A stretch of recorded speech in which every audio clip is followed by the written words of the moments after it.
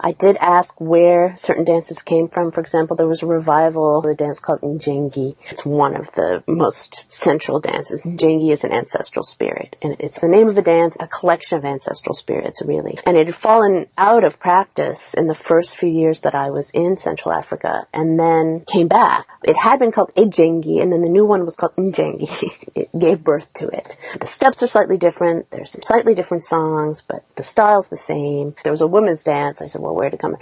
Oh, it was given to this woman by her husband who danced this other dance. And she dreamt it one day. These dances mostly come about in the form of dreams given by departed people. So people that the person who's dreaming knew who died give the dance, speak to that person in their sleep. Or not only the dance, but then the songs that go with that dance. So the kinds of sense of origin that people have are more across the line from the dead to the living. Certain Biaka have traditional ties with other groups, and they're not necessarily the closest groups. But the Biaka in the southwestern Central African Republic were originally from further south in the northern Congo, as were their neighbors, the Bagandu people, who are not Biaka. So they have ongoing ties with the people who still live in that region. The villagers speak a similar language. So the Biaka I knew had marriage and travel ties, even though it was quite a distance. It was at least a 3 or 4 day walk to get from one place to the other. There were at least a few people in any given camp,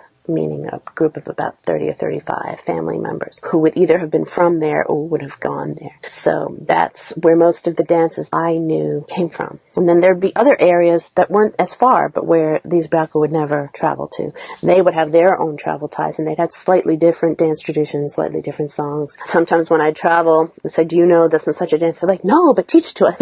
Or they're trying to use me as the way to snatch some dances from the neighboring group or some songs from the neighboring group.